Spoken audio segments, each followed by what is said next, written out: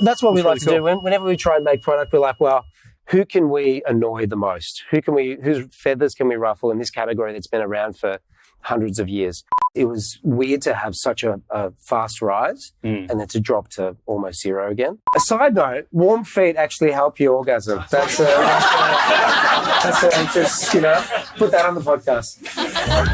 Welcome to Add to Cart, Australia's leading e-commerce podcast that express delivers all you need to know in the fast-moving world of online retail.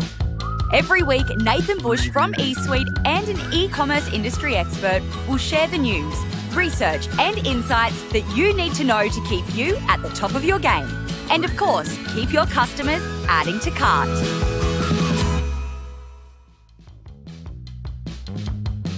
Hello and welcome to Add to Cart. My name is Nathan Bush, host of Add to Cart and director at e-commerce talent agency eSuite. Now, let's talk about last Thursday night. I think I'm still coming down a little bit from it. Of course, it was our very first Add to Cart live event. It was brought to you by Convert Digital, and we were lucky enough to be joined by over 150 of the best retailers and minds in e-commerce and held it at the amazing Howard Smith Wharves in Brisbane. Overlooking the Story Bridge, beautiful canapes, a few little drinks along the way.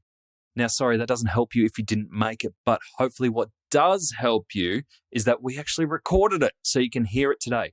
And this is a chat that you do not want to have missed. I was lucky enough to be joined by Athan Didaskalou, the co-founder of July.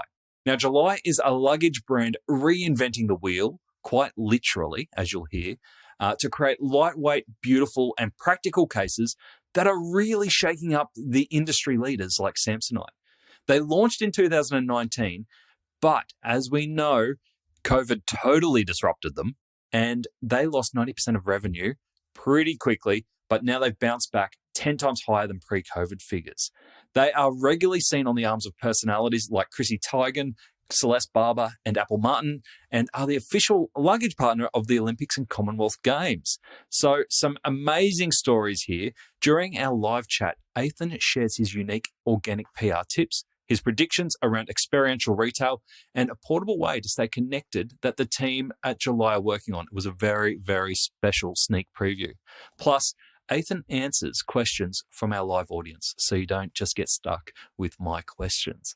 Now, before we get into today's episode, I just want to give a massive, massive thanks to all of our event partners who brought Add to Cart to life. Firstly, Convert Digital. They not only supported but actually organised the event. You don't want to leave something like that up to me. And they're absolutely amazing. So a big thank you, shout out to Andrew, Charlotte, and the team at Convert Digital who took my idea for a live show and really brought it to life.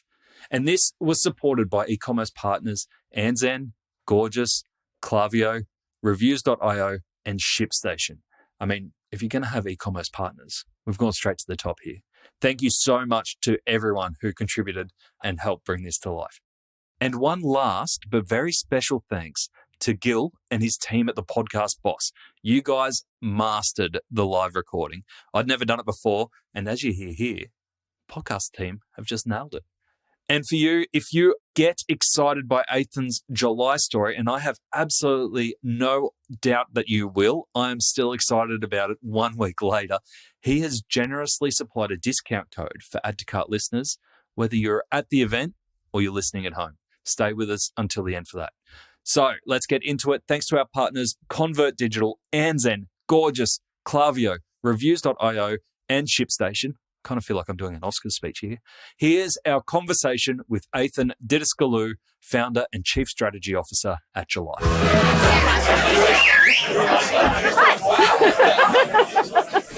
All righty. Thank you so much, guys. I'm Ali. I am a head of project management at Convert Digital here in Brisbane, and I will be your MC for this evening. Firstly, I would like to acknowledge the traditional owners of Meanjin, the land where we gather today, and pay my respects to elders past, present, and future. Welcome, everybody. What a turnout. Wow. I think we've not got enough seats for everybody, but make yourselves comfortable. And welcome to the very, very first Add to Cart live event presented by Convert Digital. We're so proud to be here and to share this with you lovely faces.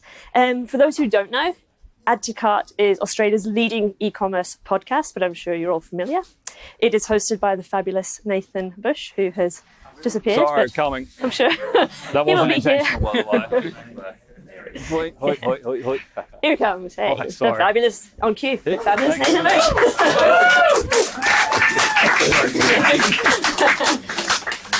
Cool. So from startups to specialists, the Add to Cart podcast really delves into the minds of the e-commerce professionals and the smartest people out there to help e-commerce professionals like yourselves get better in business.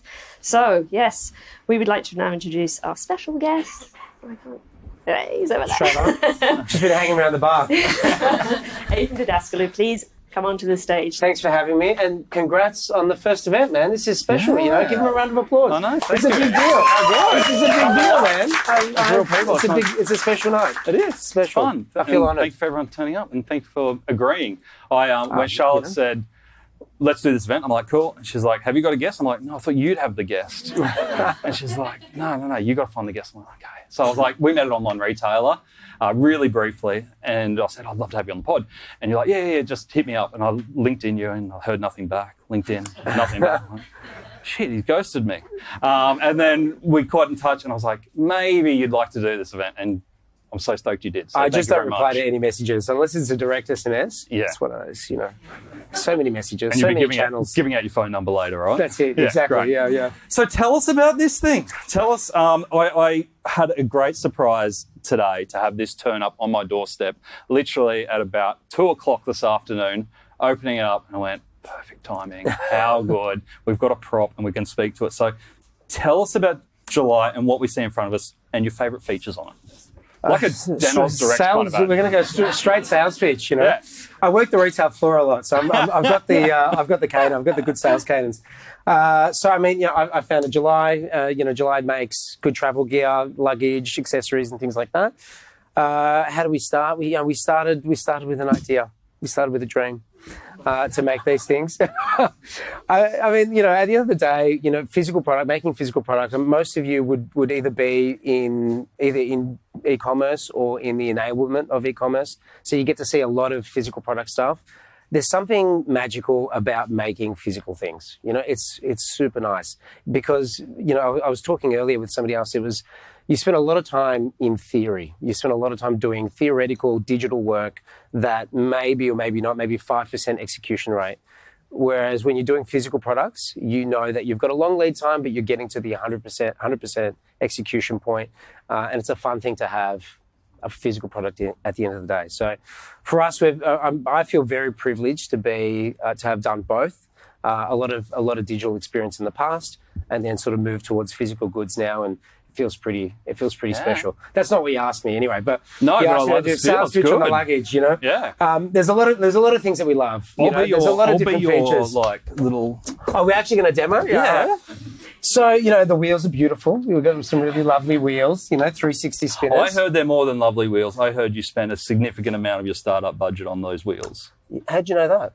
Yeah, Got sources. you got some sources. Yeah, okay. And I do a little bit of research. Oh, I'll tell you that story. So, yeah, you can sit down. I'm happy to be. You want to demo? Yeah, Yeah, sure. Okay, all right. Yeah. You can use your hands. So, all right. I'll give you guys the unvarnished story, right? So, obviously suitcases have been around for a long time. How do you change anything when suitcases is quite a generic category? So we didn't have much money back then, but we did the most free research that we could do and just reading free reviews online. It was like the best research we could find, right? So, and the issues that we found were all the edges would get pressed in. So corners and sides would always get pressed in from luggage handlers just treating things poorly. No. You know, just bad people to handle these things. So we're like, okay, cool. Well, why don't we make it rounder? You know, it's not that revolutionary. Like, why don't we just change the radius on the case so that you get better bounce back on the edges? In order to do that, you have to get this little thing that holds the wheel is the thing that dictates 80% of the shape of the case. I just realised this is going to make a horrible audio podcast, but The black corner thing at the bottom left hand of the thing, it's... we got video. Exactly, we'll video it. It's fine. Jump on YouTube. Yeah. So that little black hole, that little wheel housing was the thing that dictates the shape of the case. Now, most people end up getting these things off the shelf because it's not worth the investment to change that. It's a crazy expensive thing to change for something that nobody would care about. So we had to make the judgment call. That's the insight that you would have found out secretly from somebody, was that we had to spend around 75 grand. That was the first investment. We just started the business. We had to spend around 75 grand remolding these. And we were like, is anybody going to care? Yeah. Would anybody really give a shit whether we change these wheel housings or not to get the curvier case that we wanted? And so that was I think that set the tone for, we did it, obviously. What made you say yes to that? I mean, we're like, well, why are we doing this, right? Like, we wanted to make something different, and the curvature was a big part of what we were doing. So we pulled the trigger, and I think that set the tone for the type of business that July was going to be, that we were going to commit to doing things a little bit differently, that we were going to, just be sort of, put the money where our mouths were in terms of trying to create custom product. Yeah. Creating luggage is very difficult in the sense that it's mostly hand done. So once this is vacuum formed, the rest of it's all sort of hand screwed, hand stitched. It's not as automated as you may think. And there's no like car manufacturing robot hands like making your suitcase, right? It's literally people stitching in things. So, in this thing, luggage is actually quite a difficult category to sort of to replicate and to just make things custom.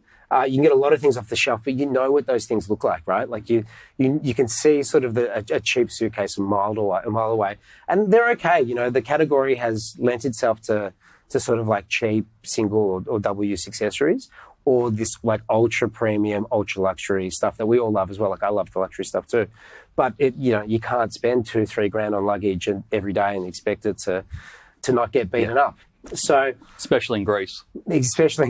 So the idea is that we wanted, the D2C model provided a great framework to be able to make that luxury luggage, but sell it at a price that everybody could use it at. So they didn't have to buy the $50 Kmart bags. They could jump over to ours. And I love this little thing. Tell us about this. Yeah, so we try and make products that change the game a little bit. It's a little bit hard because you're standing up like that. It's really easy normally. It's like super easy. So the thing comes off, right? So there's a lot of luggage with pockets in the front. We decided we wanted ours to come off, so we found these beautiful German magnets from Fidlock that hold around 15 kilos each. And so, the idea is that it sort of just clips on like that, but then also doesn't come off. It's got to come up. So, the idea is that, you're sort of traveling around and then you can just take your laptop and stuff and then put this in the overhead and then get back to work in your seat as well. That's cool. You like that little demo, right? That was awesome. That was smooth. I've done that before. So that's what we like to do. Whenever we try and make product, we're like, well, who can we annoy the most? Whose feathers can we ruffle in this category that's been around for hundreds of years? The idea that we could do a suitcase with a pocket that came off would annoy, the establishment. It would annoy mainly Samsonite, right? Samsonite owns, I say, they might buy us one day, which is great. So Samsonite, if you're listening, everything for a price.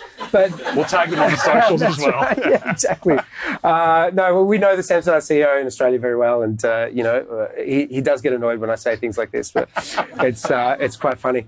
So for us, like we know Samsonite trades on light and strong, so we go, well, what do we try and beat them on that? And so we made the world's lightest double wheel carry-on. It's 1.8 kilos, ultra light, and it feels like a real suitcase. Because usually when you go light, you lose the two handles. You get a single T-bar, which is a pain in the ass. It's so annoying. Nobody likes that. And you, out of the double wheels, you remove one of the wheels. You get the single wheels. And so it's a little bit less stable. It's a little bit less nice. We managed to do it and get it super light with all those features. And then the other side was like the Rimoires, right? Beautiful. $2,000 luggage. Everyone loves them. I had a couple prior to July, which I've thrown out now, which we're not allowed to use. Recycled into cans. But we were like, well, can we do luxury? Can we tackle luxury? So we did that, and they're $500 as opposed to $2,000. So for us, we like to see who's the incumbents and who's dominating, and then try and go, how would we do it better? How can we use the design ethos that we believe in, the D2C model framework sorry, you're just back here. No, the D2C model that gives us sort of a good opportunity to create a product at the right price point for people. Yeah. And obviously your range, and this is just one of the range, they go big, they go a bit smaller, there's drink bottles, there's... Yeah, the drink bottles is a COVID release. Okay. Because the theme of the night tonight has been like, despite what's happened, not bad. Hey, you look pretty good. Well, it was a great business in 2019 when we'd first kicked off, and then 2019 we were laughing. We were like, this is fantastic. Like first 6 months we'd raised money. We'd raised around 10 mil from some really great investors, and we opened our first retail store. And so we're like 6 months in, great product, retail store, money. Great time for retail and travel. Unstoppable. We were on it's great time. We were like, this is a rocket ship. This is going to be fantastic. And, we'd heard whispers about the lockdowns happening in China in January. And we're like, oh, okay, well, let's see what happens. And then obviously we know what's happened from there on in. So we had like a 95 to 97% drop in revenue and a lot of free time. A lot of free time, So we renovated our own warehouse during that time, which is now our office. So it's a little bit symbolic. But so I guess was there a time during that where you thought you wouldn't make it through the other side? Yeah, I mean, nobody knew what was going to happen. So it was weird to have such a fast rise and then to drop to almost zero again. You never knew what was going to happen. You always thought it was going to be temporary, but then it was like temporary for a year. And then it just kept going, and like Victorian based. So we weren't even allowed out of the house. Like it was ridiculous. So, we did a few things during that period. I'm getting to the point, I promise. Like drink bottles. I'm enjoying it. So, we sort of like, we tried new things. We were like, all right, well, we're not doing anything. We're sort of like painting and rendering a warehouse. We've obviously we've got to start making some money somehow. And so we'd worked with a lot of photographers back then, and we were like, great, why don't we sell their travel photos in beautiful frames and prints so that you can get travel inspired at home. We're like, this is it, genius. This is what we're going to do now. July's our homewares brand. It's going to be fantastic. And I think we sold like 5, and I bought 2 of them. Like it was like we sold none of these things, right? We're like, oh, okay, well, that's not good. So we had spent, prior to COVID, we had spent quite a bit of time and money investing in personalization and being able to create the machine that helps us personalize things. So this is sort of this is our sort of our IP, and so we had this beautiful personalization software and hardware that would help us do these things on luggage. We weren't selling any luggage. What do we do? So we noticed a lot of people were drinking drink bottles. This drink bottle phenomenon. How many drink bottles do you have at home? Like it's crazy. I've about 4 or 5 at myself. So we're like, let's do drink bottles. Let's do personalization on the drink bottles. And let's put hand sanitizer in the drink bottles. That's right. It was a funny thing, and that took off. Yeah. It took off, and we sold 20,000 bottles, like crazy amount of bottles, because our specialty was you could do individual names on the printing. So it was, and we were very lucky. I guess we didn't really know it when we'd done this part, but there were a lot of corporates who were buying gifts for their staff who are now working from home. So they wanted that, they wanted a little welcome packs and things like that. So that actually helped us just, was it going to save the business? No. It doesn't matter how many drink bottles you sell. It's never going to be the game changer. But it provided momentum. It gave us some confidence again to get back to it. And it just allowed us the framework to start thinking about product development and making new things during COVID. And how were your investors at that time? I could imagine that there'd be some difficult conversations. They were pretty supportive. They were they were good people about it. They were really good. Yeah. They were really, really good. Awesome. Yeah. And tell me if you've told this story 1,000 times, but why the name July? I do tell this story 1,000 so times, but I love it. I do love it. No, it's a really simple one. Who went to Europe this year? Andrew. Hands up. How many? I think Brisbane people don't go to Europe that much because the weather's so nice here. Because if this was Melbourne, everyone's like, yeah, I'd wear. If July usually is the time that you go overseas because it's winter here and you just want to get to a warmer climate. Yeah. So, Melburnians particularly go to Europe. And if you're not there, your entire Instagram feed is filled with people traveling. And so it's just a special time. It's a really special time for travel. And we were very lucky that nobody had really owned the brand. And do you see July as always a travel company? I think there's always a travel DNA in there. I mean, apart from being a homewares bottle brand, apart from our legacy there. There's still money on the table. There's still money, exactly.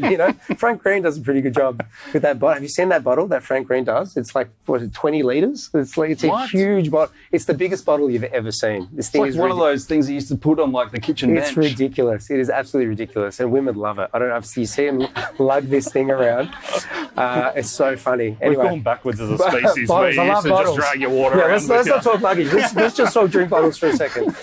So, look, there's always travel DNA in what we do. People talk about their brands being lifestyle brands and all these sorts of things. For sure, everybody wants to elevate to the next step of what their brand can be.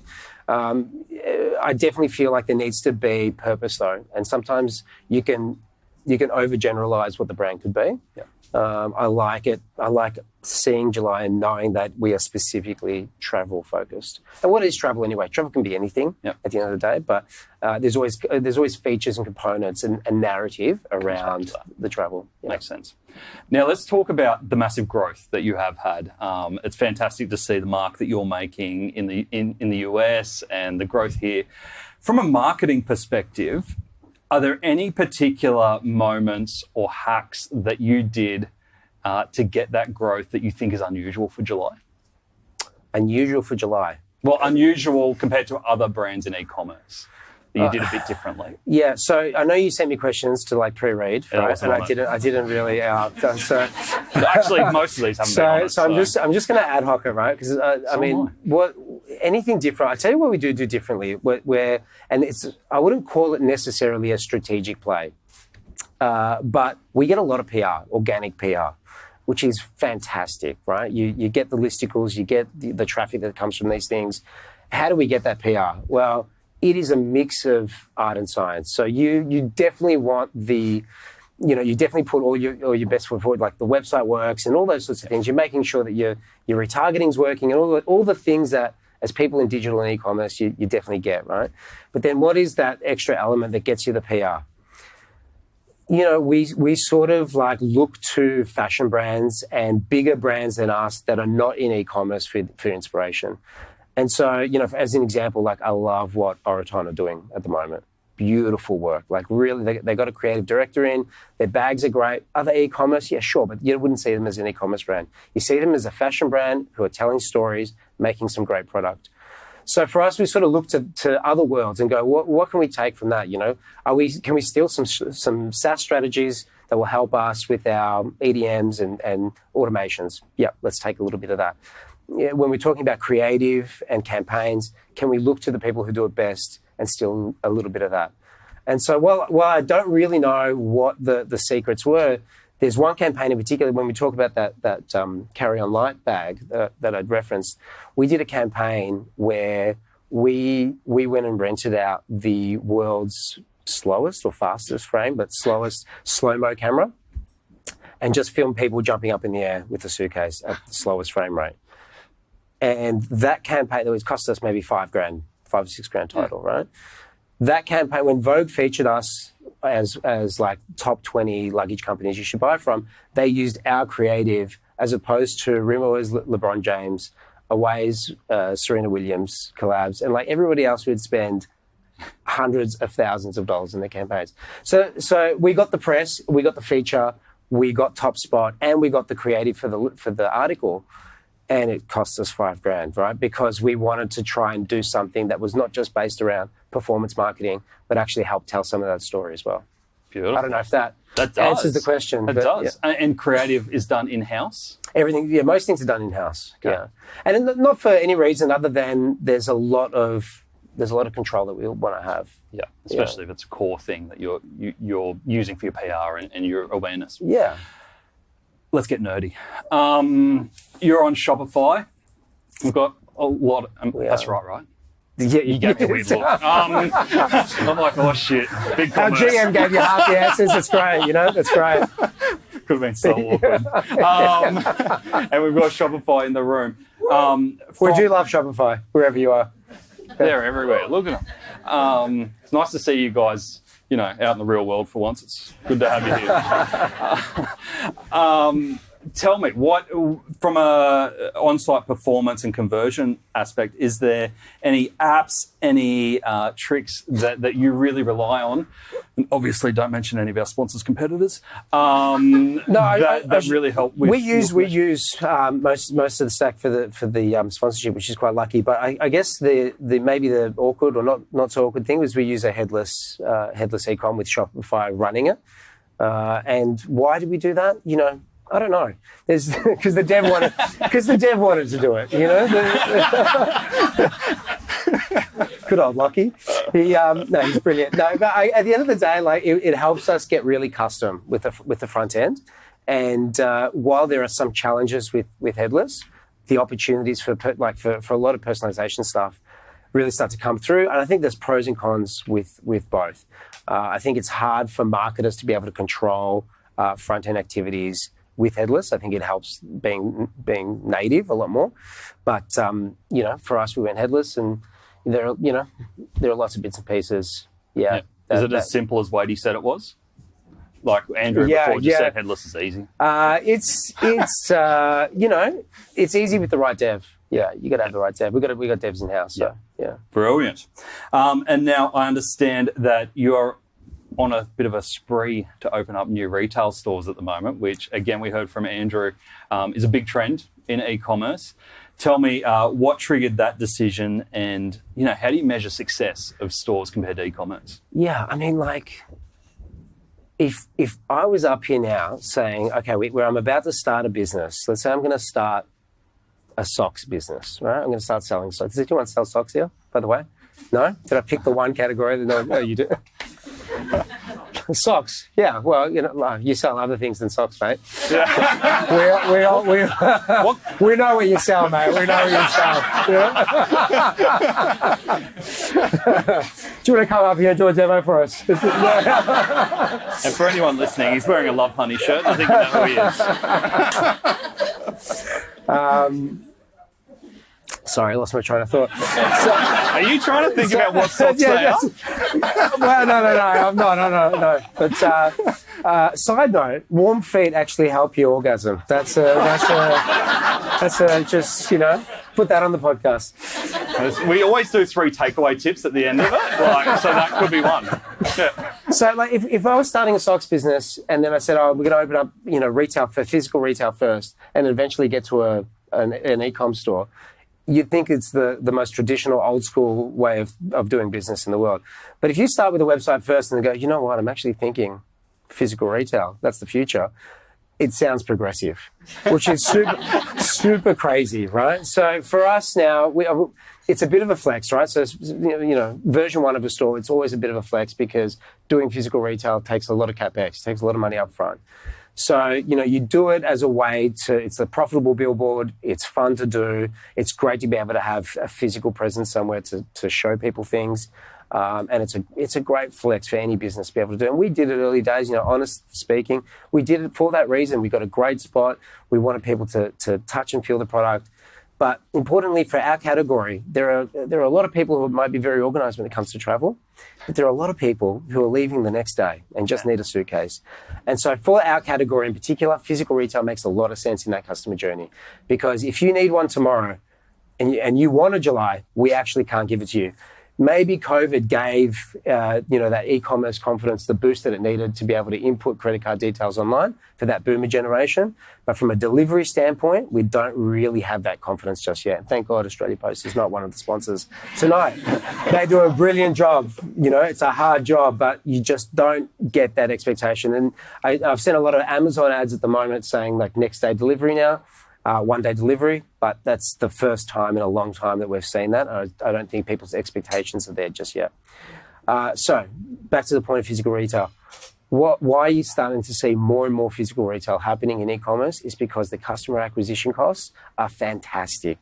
They are, if you do rent as a CAC number, it is just a phenomenal number. It just takes a lot more. So when you're doing it through paid social, as most of us are doing it, it's a variable cost. You can kind of get away with increasing the budget a bit more, learning your way through it. You go from $5,000 to $10,000 to $20,000, but you sort of like your baby steps it. If you're doing it through physical retail, you need fit out costs. You're looking at like $250,000, $300,000 upfront sunk. Wages, staff, training, things like that. So it's a bit of a different strategy play, but you'll find if you do it properly, and I mean, I won't say that, but for us in particular, our CAC's halved for physical retail. It's not for everybody. It's not for all things, but I think the number is something like, for our Australian e-commerce store versus our Australian retail stores, retail represents 20% of the revenue. And we're talking like a few locations versus Australia, Australia, New Zealand. So it's just like, it's quite a powerful tool. Any advice for the retailers in the room who might be looking to open their first store or reinvent their stores? I mean, that's the end of my question. Sorry. Yeah. I just left on the wrong. I'm a believer. In it. I think it's a great experiential thing. I think rent is the only thing that stops more brands from doing this experiential stuff. I foresee that as rents normalize, rents come down because there's so many people doing e-commerce, that you're going to start seeing a lot more experiential retail come into play. What that means is like, you can go to Tokyo and go to Porter. I don't know if you've heard of Porter bags. They make these beautiful bags. All my references are very bag related, by the way, just in case you have noticed. Makes sense. Yeah, makes sense. So Porter do some beautiful bags made in Japan. If you go to their Tokyo store, you can only buy certain things in that Tokyo store you can't get anywhere else. And so they make it a full experience where you come into the back room, they show you these bags. It's absolutely special. But it doesn't matter how much money you have, doesn't matter where you are in the world, you can't get them unless you go to the Tokyo store. So it makes you want to go. It makes it part of you might have 10 of their other bags and you kind of want to dip in and go, show me that stuff. Show me the stuff that I can't see anywhere else. So I think as when rents normalize, you're going to see a lot more experiential stuff. We're a global brand, but if you come to the Melbourne Collingwood office, maybe we're going to look after you. Maybe there's something you can't get anywhere else. That's true for now. What we do now, I wouldn't call it a hard strategy, but because the office has a retail store, I put a retail store baked into the office, you'll actually probably get one of us serving you, and I sell the samples that we get, like the experimental samples. So a lot of people who come into the Melbourne store actually leave with stuff that doesn't exist and will never exist, they can't return it either, So, but it's a lot of fun, and I believe in that. I believe in that experiential stuff, and I think when rent's cheap enough, we'll see a lot more of it. Now, this might be an awkward question if you haven't read the questions, but just want to be honest. I've listened to a few podcasts and I've seen you speak before. Is there a question that you wish someone would ask you that you've never been asked before? No. Just trying to get someone else to do my job. A question that I've never been asked that I want somebody to ask. Yeah, like a story that you're just like, why isn't anyone talking about this? It's not particularly, but I mean, at the end of the day, I think a lot of the people see the business now and go, oh, great, you guys have done so well. But there's a lot of back work, there's a lot of grit that most people will know anyway, right? When you're founder, you're spending a lot of time in a room together, and you're just trying to get stuff done. There's just a lot of gut-made decisions that people think are very strategic and that are very much not. and so, they come looking for advice, right? They're like, what are these things? What should we do? And you're like, I don't know. We just sat in the room and kind of cracked it and printed out some things and printed out all those bad reviews and just like, we'll just make it curvier, and so there's a lot of that, right? So I guess, I don't know what the question would be, but the answer is definitely like... The answer is just make it curvier. Just make it curvier. How do you sort of understand more gut-based decisions that founders, that Anybody who's sort of trying to create something where that inspiration and that sort of grey area of what to do comes from. It's good advice. Great advice for a non-question. There you go. What's next for July? What's on the radar? What's next? You guys want to hear a cool thing that we're doing? But it's not live yet though. Like we're way off. But I'll give you the big thing. So there's a power bank underneath here. You got it in here. Very nice. So you can charge your phone or your laptop. USB-C. Gets you around 4 or 5 iPhone cycle chargers, or 50% of your laptop. Just going straight to the pitch. But has anyone got a pen on them? Yeah, I do. You got a pen on you? What we did from day one was actually make this whole thing come out. So the idea behind this is that you can future-proof any stuff that you sold in the past. So what we're developing now is a global roaming 5G unit. So you can get Wi-Fi anywhere where you are in the world, which is pretty cool. That's awesome. And I mean, there's a fun thing to it where you're like, that's sick. And then the other part to it is it helps us, like, not just sell a suitcase, but now we're selling services. We've sort of gone from hardware to software. You're increasing lifetime value. I don't know, all the acronyms that you want to, LTV, AOVs, CACs, all the things, right? We're trying to do all the things, but that one there, we're like, well, we're solving a real problem. Wi-Fi is an issue when you're traveling. Look, if you're rich enough, you put Telstra on roaming and you get the job done. But for a majority of people in the world, access to Wi-Fi is important. You end up spending most of your time at Starbucks or Macca's. This is a great way a cheap way, but an effective way to get global roaming 5G. We're halfway through that development process. So that's kind of cool. That's so cool. But we want to do some new things. We want to do a luggage rental service as well, which I think would be pretty cool because not everyone wants to buy luggage. And so if you're going overseas and you've got your suitcase, but your suitcase is sitting in your wardrobe unused for 95% of the year, why not give it to somebody else and make $100 off it? They might have different thoughts about that, but... Maybe they beat it up as well. Who knows? We haven't cracked that one fully yet, but that's so. I guess for us, like making beautiful hardware is already in the pathway, and we want to obviously fill out the funnel with as many new products as possible. That's awesome. Being able to get customers to come back and buy more things from us, and at the same time help grow the brand, grow the business into something that's not just suitcases. I'm coming to questions, so get ready because we've got one of these up for grabs.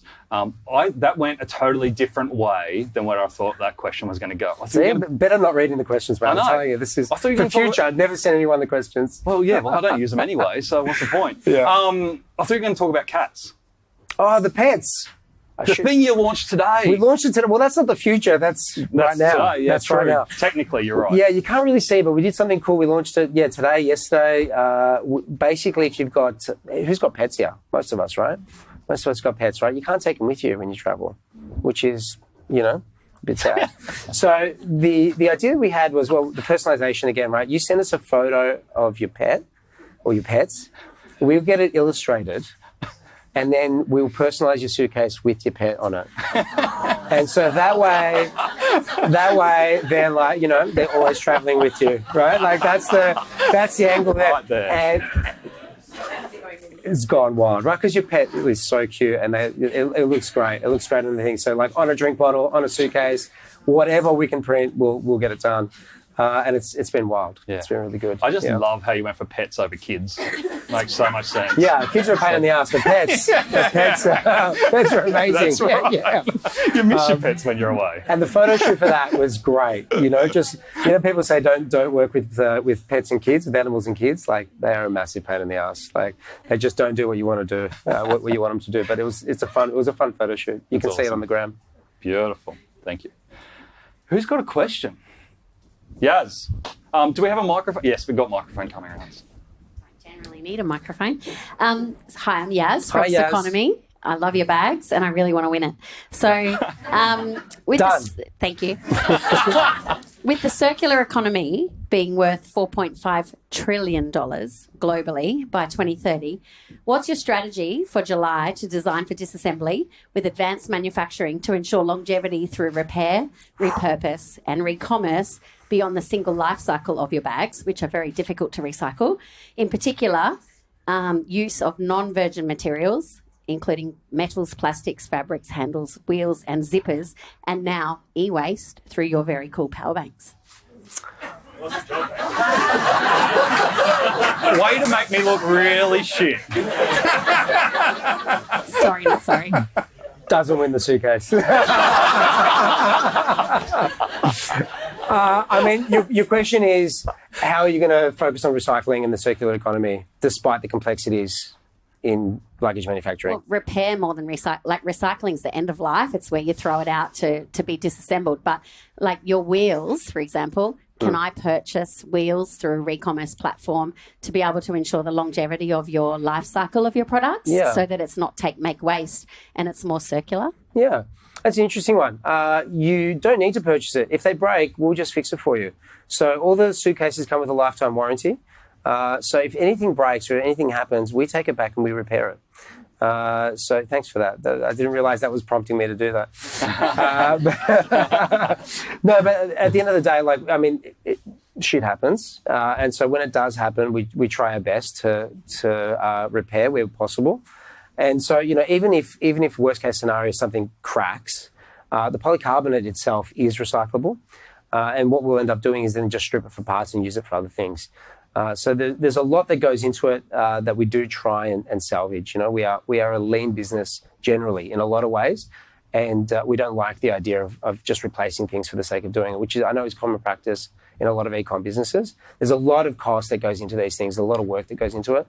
So we do try and save it as much as possible. But yeah, lifetime warranties for the stuff we do ourselves. Great question, great answer. Yeah. Well done. Hi. It's a hot side of the room over there. Whilst I appreciate Yaz's question, this is a question of love, okay? And it's about socks and sex toys and luggage. So, not bribing you, but this is the top question, so I can get that bag. How do you be consistent in the love that you're showing, the passion you're showing between your online and your retail stores? Yeah, it's a tough one, man. It's a super tough one, right? Because you're talking about how do you scale culture. And how do you really like get that message across when the team grows bigger or when you're not there physically present yourself?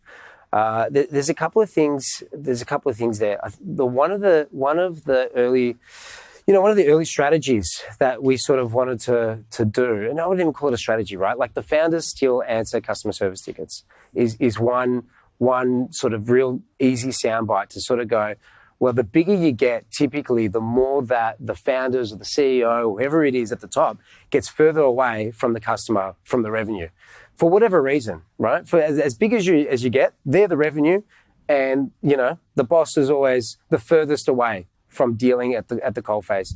So we try and stop that by actually doing some of the ground level stuff, and it's not because we don't want to hire anybody to do it.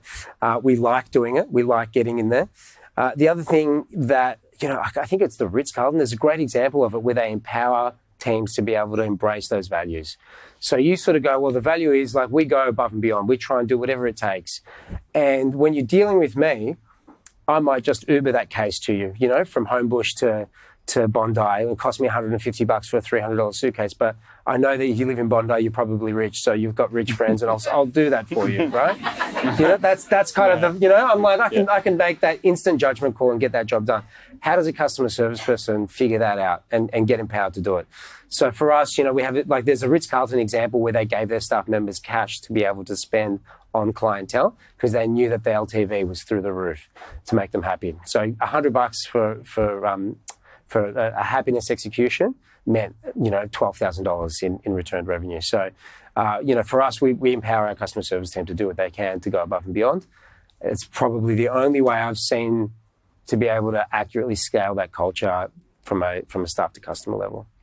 I don't know if that answered. We're going to go from this side of the room. I guess it's really hard to get feedback from founders on, you know, their journeys because we're always busy doing things. So I'm really keen to know whether you've had a mistake or like a decision you've had to make that, COVID aside, that's really defined kind of the business or you as a person? And kind of a follow on to that is, how do you, as a founder, I don't know what your background is, but if this is your first kind of voyage in that, how do you cope with the stress and kind of the decision-making fatigue and that kind of thing? And you could do whatever you want, like your future is yours, but with that comes a whole lot of people trying to get things off you, or, you're trying to create your own destiny. So I'm interested to hear from you. You're asking about like a time that I learned something from screwing up, right? I guess for me, and this is probably less about July, but I've taken that learning for July. I used to work in strategy for a large ad agency, and that was a great career, and I really loved it. And during that time, I had gone on to start something else as well. I was doing a coffee subscription business, which was a fantastic business at the time. And it was a side hustle more than anything else. It was this back then everyone had to have a side hustle. I do this, but I also do this, and I do, it's part of this weird culture. And so I guess what most people, and particularly myself, didn't realize is that if you're doing side hustles, you eventually, and you want it to be successful, you don't want to be doing a very average side hustle forever. When that grows, something has to lose. And it's typically the other thing that you're doing for a job. So what I found is that as my coffee subscription business was growing, I was getting really shit at my job. I was just like, and not so much shit at the job, but I was burning the relationships that I'd spent long building. My teammates that I'd been working with for so long, I was starting to piss them off. So I'd make a judgment call then and go, well, I'm gonna stop that burning and focus on this and cut that off. And I guess my learning from that is know the end goal and don't try and overcommit to things just to be part of that game, just to sort of understand what you're getting yourself involved into. And so that's the sort of lesson with July, in the sense it's a really one-track mind of I know the majority of things. I don't need to say oh yeah, I'm an investor here and I also do lawn bowls and all these other things that I can come up with. It's irrelevant. There really is a one focus thing, and that's what we try and do. And I guess that's the lesson that I learned. I did burn a few bridges along the way to get to that lesson. How I manage the stress, I don't know. I've started running at the moment. That helps. Catch the 5K out. It's a great way to start. Nice. Probably one more. Yeah, great. We'll take the table up the back there. So I specialise in retail design. What was your name, sorry? Barb, sorry. Barb from Alcott Studio. When you came up with the idea, what was unique about your pitch that made your investors really fall in love with your idea? Because that's always the question. Great question. That works or doesn't work. I saw those eyebrows get raised. That might mean something. What is the thing that got these guys over the line?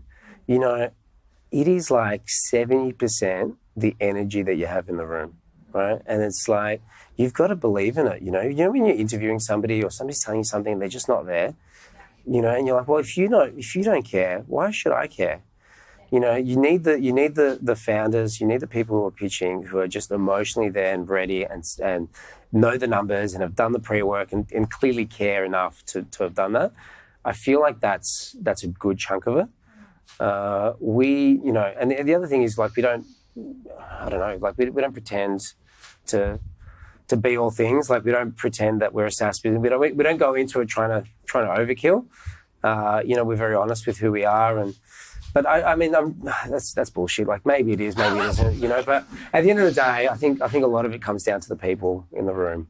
And so we probably did maybe 30 or 40 pitches. It's the classic story of you pitch once and then that didn't go too well, and then you do it again and you do it again. And what I found in particular is that doing presentations like this and showing them slides, just not our vibe. It just does not work, right? So we pre-send them a really light deck, and then it's all demo. It's exactly what we did at the beginning. It's let me show you this. Let's talk about this. Let's talk about that, and just bamboozle them with product stuff. And because we physically design this product ourselves, and we continue to, we're so involved that we can't pretend. It really does come out. So you got to find what that passion point is. I'll end it with a quote, right? That I haven't used in a long time. So the founder of Honda, Sashiro Honda, used to say something: "Pull the sail with your strongest arm." So the idea for us is that our strongest arm is about the passion of the product, And so we'll pull on that sail to whenever we're trying to talk about the business. Yeah. Awesome. I think that's a brilliant way to wrap up tonight. With a Honda quote. Just a little. I was trying to get in there before I say something to stuff it up. Everyone, give it up for Athan. Thank you very much. Thanks for having me. Oh, great. Seems so lonely in my studio now after hearing all of that played back. But what an absolutely amazing night. Make sure you sign up to our email list on addtocart.com.au or follow our socials, because I am pretty sure that there is going to be more Add to Cart live events coming up all around Australia, and I'd love to see you there. And yes, we mentioned a July coupon right at the start of the episode, just in time for your summer travel adventures. I mean, listen to Athan speak. I know you couldn't see the product, but it is beautiful. If you want to get your hands on your own, potentially pet personalised July luggage, simply head to july.com and use the code ADDTOCART, all one word, add to cart, to get 10% off your order. Limited time only. Now, this is normally the part where I try and pull 3 lessons from the chat that I have with my guest. But to be honest, my head still hurts from the night. So I have turned to our partners for them to share their biggest lessons from Athan. So stay tuned right now for some great insights from the best in the business. All right, I have my panel of experts with me to share their takeaways from the night, because my mind's still not in the right place to be able to do this. So each of you, I've asked you for one takeaway from the chat with Athan, and I'm going to go around the table introducing you as we go rather than introduce you all at once so listeners can understand your voices. First, I'm going to go to you, Andrew at Convert Digital. What was your biggest takeaway from the night? Mate, it was fantastic to hear Athan echo a few of the room's comments around the return to physical retail and how Athan and the team are approaching that. Certainly coming from a pure play online retailer and back in has its challenges, but again, it's an incredibly exciting opportunity that the July team have, and I'm looking forward to see how they execute it. Beautiful. And I loved our little chat that we had beforehand, obviously not recorded and broadcast to our listeners. You have to be there on the night for those kind of insights from you, Andrew. But thank you. That was fantastic, and appreciate you putting the event on. Josh, I'm going to go to you because we talked about those challenges during COVID. Obviously, shipping is a huge challenge, and you see that every day with ShipStation. What was your biggest takeaway? I think definitely one of my biggest takeaways was when Athan was mentioning about building and expanding the brand, but doing it with purpose. And so, not diluting that brand. And my takeaway from that is, not going and doing absolutely everything and being on task with what you're there and staying within the luggage realm and what they want to do with that, or the travel industry. So I think it's really, good to see a merchant that is sticking to what their purpose is as a company and growing and expanding with that, which I think is a great takeaway. Passion and purpose, I felt, was like it was infective. That, I don't know if that's the right word. Infectious. Athan's passion for July. Contagious. It was contagious. Yeah, contagious. They're not all good words. None of those are good. Now, when we're talking brand, obviously emails at front and center of that, and conversations with our customers. Rhiannon, you are dealing with those kind of conversations every day at ANZN. What was your takeaway? Yeah, so I'm just echoing Andrew a little bit here. Is one of the inspiring takeaways was Athan's take on customer service, because we're a customer journey agency. So it's all about the user experience, what happens after they purchase or once they land on site. How are we enriching that experience? However, when Athan was talking about, doing customer service in store, and now he's got his own staff members, being able to empower them to be able to make maybe out of the box decisions, seeing if there is kind of maybe a top dollar customer, and being able to let his customer service agents or staff members be able to make those out of the box decisions and make it a little bit more exciting and enriching the customer experience in store. Yeah, I love that example. So that was in question time, if I recall correctly. It was around how do you kind of take that step out and allow customers to be the new Athan in taking that brand purpose forward. James, obviously at Klaviyo, you guys are in that customer journey as well. What was your takeaway from the night? Yeah, thank you very much. Amazing evening. Clearly, we're delighted to be involved. Like I look around this room and see so many of our amazing partners, and so we were delighted to be there. Mine's slightly different to the normal customer journey and digital strategy I talk about. I actually caught with Athan afterwards and asked him about his investment rounds. I know there was a question on this. And it was more the ball in his court. How did he choose the investor that was right for him? And he said that they'd done, over 30 different VC pitches. And he said to me that what you could tell straight away with how interested they were in learning about their products and their business and their goals. And as Josh mentioned, they're a purpose-driven business, and they wanted someone to believe in their purpose, and that was going to be the right investor for them. And it's not something we talk about too much on our side of the marketing strategy, but taking investment and taking it from the right person or the right group is really important. So he's clearly chosen a sustainable business partner to get involved with, and it was driven by the right reasons. Did you get any real investor tips in those late night drinks, the late night drinks? My shares aren't doing too well, so I don't get involved anymore. This is not investment advice. Joe, going back to customer, obviously you are dealing with a different stage of the customer journey, usually at reviews.io. What did you get out of the night? Yeah, I think for me, and I guess it's a continued theme that everyone's kind of touched on in a way, was that it was just, I think, Athan's overall passion for the brand and the product. And I think like hearing the story about the wheels and the way that things were molded and going that extra mile to really make sure that it's a quality product for the customer was probably the biggest insight for me. And it's probably a little bit different than talking about tech stacks and all of those sort of things. But I think, it doesn't matter whether a brand's doing online, offline, omni-channel, a combination of the both. I think what really stood out to me is, especially as I'm about to be traveling, so I'm going to be purchasing some luggage, it's just the quality of product and really delivering the best product to the customers. So that was my insights. Beautiful. Going to use a discount code when you buy that luggage? No. I'll support and do the right thing. But I will leave a review.